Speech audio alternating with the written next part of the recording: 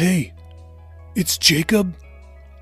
I'm not a real rock star, but I might loosely be based on the author, who's also not a rock star. Hey, I just wanted to take a couple of minutes and tell you about Anchor. If you haven't heard about it, it's the easiest way to make a podcast. Let me explain. First off, it's free. Also, there's creation tools that allow you to record and edit your podcast, like right from your phone or computer. Anchor will distribute your podcast so it can be heard on Spotify and Apple Podcasts and many more. You can make money from your podcast with no minimum listenership, and it's everything you need to make a podcast all in one place. So download the free Anchor app or go to anchor.fm right now to get started.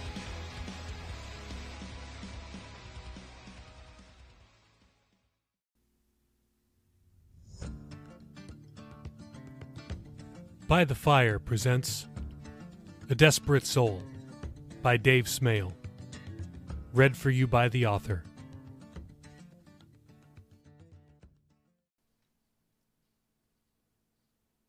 Chapter 4. 3 months later. Something nudged him in his ribs. His eyes cracked open to a familiar sight. The urine-streaked underside of the toilet bowl.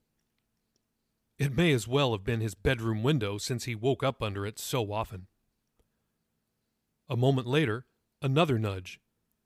"Dude, move," someone said. Jacob sat up, careful not to bang his head on the porcelain as he'd done so many times before. He looked up to see Gavin, Bean's roommate. "Hey, bro," Jacob began. "I gotta take a leak. Move!" Gavin exclaimed, stepping in front of the bowl.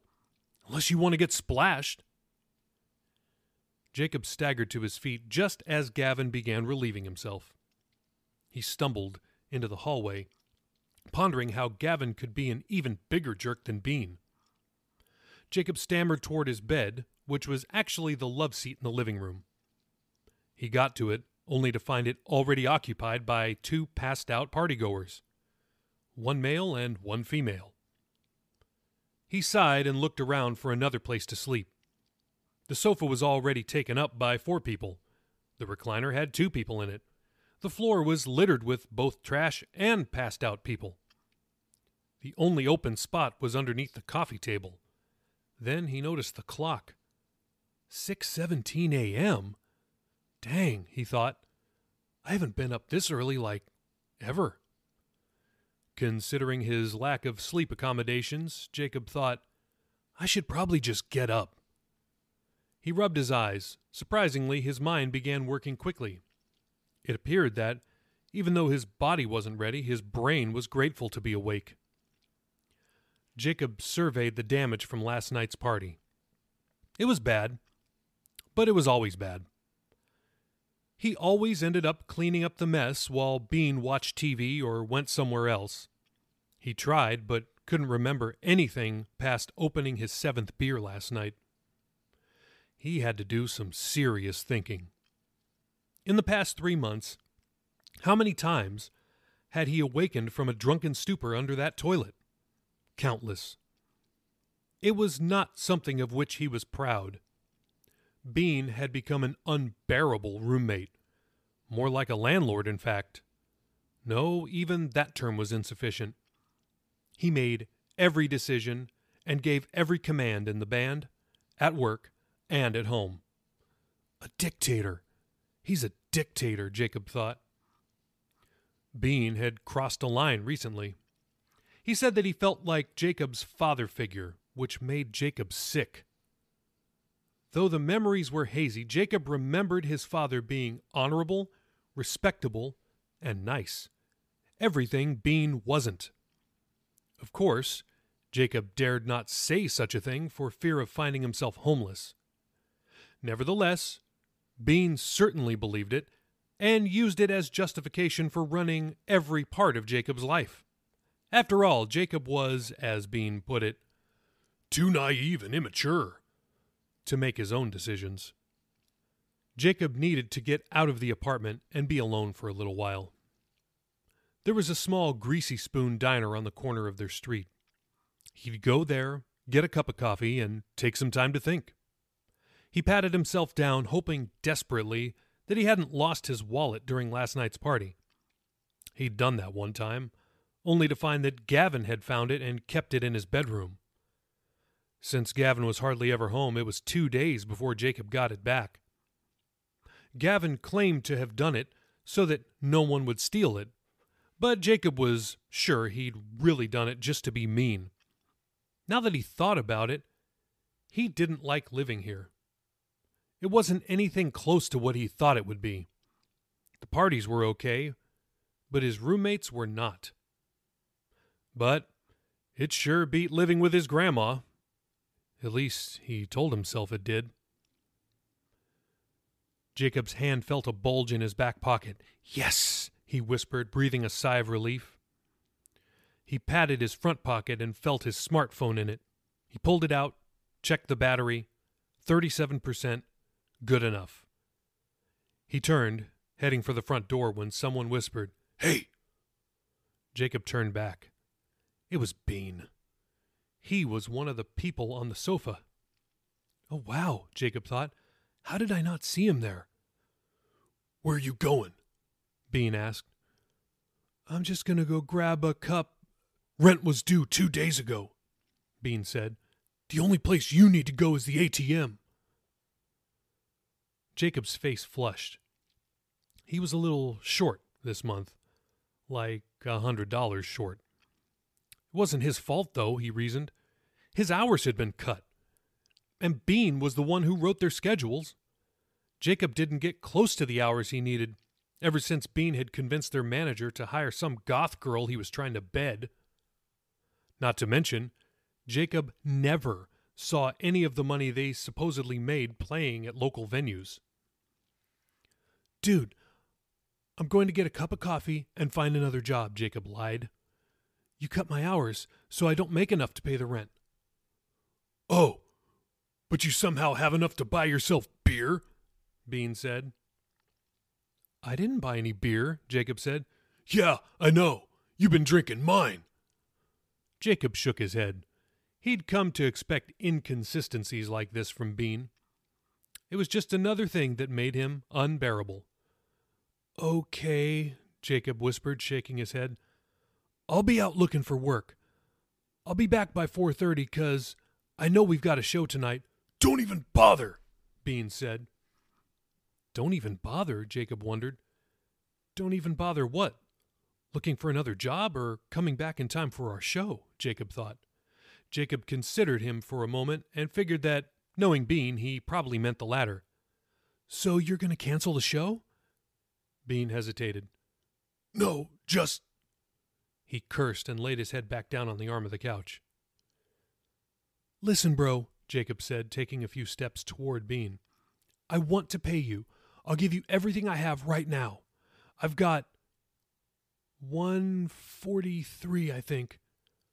Like I said, I'm going to go look for another job right now." Jacob pulled out all the money he had. Indeed, $143. He set it on the kitchen counter and turned to leave. Guess I won't be stopping for coffee, he thought. Bean let out multiple expletives as Jacob reached the front door. "A job? Yeah, right. No one's going to hire you," Bean said. Jacob stopped cold. His hand clenched the doorknob. He was so tired of Bean's insults. But he knew that saying anything back was an invitation to worse things. But this time, he just couldn't let it go. "You know," Jacob said, hesitating. He searched for the words, but couldn't find any. "What? I know what?" Bean taunted. Jacob said nothing.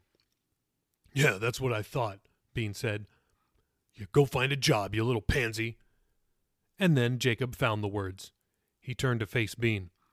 "I've never seen any money from any of our shows. Not one dime."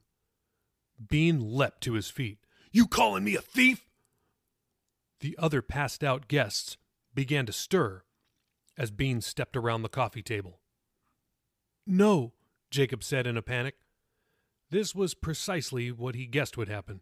"I'm saying Bands usually get paid for their shows. Have we ever been paid?" "You're calling me a thief!" Bean shouted, darting at Jacob. Gavin came from out of nowhere, jumping between them just as Bean took a swing. The punch missed Jacob, but connected with the back of Gavin's head. "Ah!" Gavin cried out in pain. "Oh man, sorry bro," Bean cried as Gavin held the back of his head. "I was trying to get at that piece of crap right there. He called me a thief." "I didn't call you a thief." "Yes, you did!" Bean charged at Jacob again. "You want to go right now? Let's go right here, pansy boy." "No, he didn't," Gavin cut in, pushing Bean back. "He asked a legitimate question. Don't you guys get paid for your shows?" Jacob was surprised. Apparently Bean was too. Had Gavin just taken up for him? All this time he thought Gavin hated him. "I mean," Bean hesitated, "sometimes we get a little money, but it goes right back into promoting the next show." Gavin furrowed his brow, unsatisfied with Bean's answer. "Shouldn't it be split up between the band members?" he asked. "What do you care?" "Let's just say I've got a vested interest," Gavin said. Bean hesitated again, then said, "No, it doesn't get split up. As the band's manager, I say what happens with the money," said Bean. "You're our band's manager?" Jacob asked. "Shut up!" Bean yelled, charging at him again. "Dude, back up," Gavin said, pushing Bean back. "Just chill, okay?" Bean huffed, glaring at Jacob. An uncomfortable silence passed for several moments until Jacob spoke. "I was just asking, bro. That's the first time I've heard that you're our manager," Jacob said. "Who do you think gets us shows?" Bean said. "You? Benz?" "No, I do." "Who got us the studio time?" "I did. I recruited you to play guitar and Benz to play drums. Who writes the lyrics?" "Me. It's my band." Jacob realized that Bean had left out a key fact. Jacob wrote virtually all the music. Bean's words stung, and Jacob winced at them. "I thought it was our band," Jacob replied pitifully. "Dude, get out of here," Bean roared, pointing at the door. "Okay, I'll go, but I don't want to break the band up," Jacob said pleadingly. "I'll still play." "I don't need you. I'll get another guitar player. You guys are a dime a dozen. Get out of here before I kill you." Jacob grimaced, then lowered his head. "All right, let me just get my stuff." "Nah, your stuff is mine until you pay the rent," Bean yelled. "What? Dude, that's just unreasonable," Gavin interjected. "Why do you keep siding with him? You kidding me, bro? It's like that, huh? Tell you what, you're fired. Both of you." "Hold on. You can't fire us for a personal incident," Gavin said, gaping. "The hell I can't," Bean retorted. Gavin crossed his arms. "All right. You want to play like that? Well then, I'll tell you what. Have fun trying to pay the rent by yourself. Come on, Jake. I'll help you grab your stuff." "What? Wait, you can't do that," Bean shrieked. "The hell I can't," Gavin said. A half hour later, Gavin and Jacob sat across the table from one another at a Village Inn restaurant, eating breakfast. Contrary to Jacob's assumptions, Gavin turned out to be a nice, level-headed guy. Jacob lamented not getting to know him better the past 3 months. "So where can I take you from here?" Gavin asked. "Bro, I don't even know," Jacob responded, feet shifting nervously under the table. "Where'd you live before our apartment?" "With my grandma," Jacob answered, not trying to mask his disgust. "Think she'd take you back?" asked Gavin. "Probably, but I can't go back to that hellhole." "That bad, huh?" "She's a religious nut," Jacob responded, rolling his eyes. "Yeah, but she's a religious nut with a roof over her head." Jacob laughed. "And religious nuts are usually pretty forgiving as far as I remember," Gavin said. "True," Jacob said. "What about you? Where are you headed?" asked Jacob. "To my girlfriend's. She said I could crash over there until I get things figured out." "Cool. Where's she at?" "She lives over in Red Mill. It's kind of a ritzy area. Her parents have money," Gavin said with a smirk. Oh, yeah, I know where Red Mill's at. Nice place, Jacob said. Where's your grandma live? Gavin asked. King's Grant. Oh, okay, that's not too far. Do you have parents you can stay with? Nah, they're dead. Died when I was 7, Jacob answered. Gavin grimaced. Ouch. Wow, sorry to hear that. It's fine, Jacob said, his body language communicating the opposite. So, has Bean always been like that? Jacob asked, changing the subject. No. Well, not that bad. He's really gotten bad in the last, 6 months or so. How'd you two end up as roommates? Gavin chuckled. He needed someone to help him pay his rent. He recruited me for that, I guess.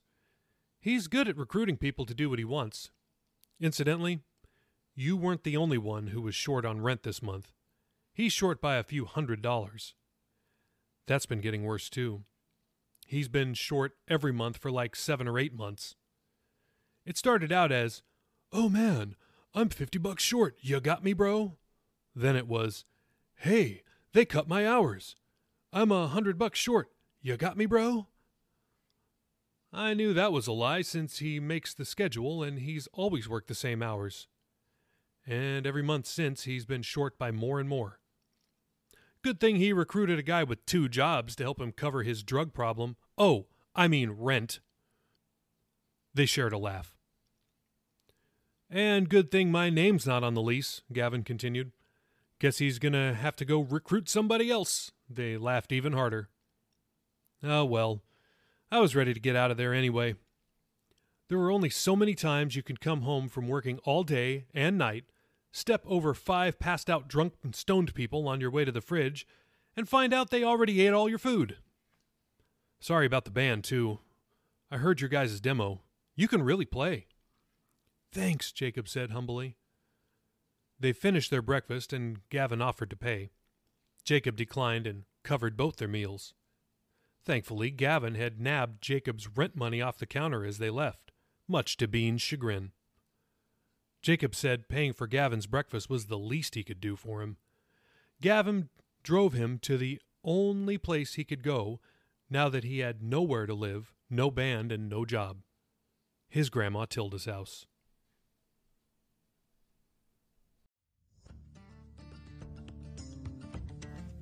You've been listening to By the Fire.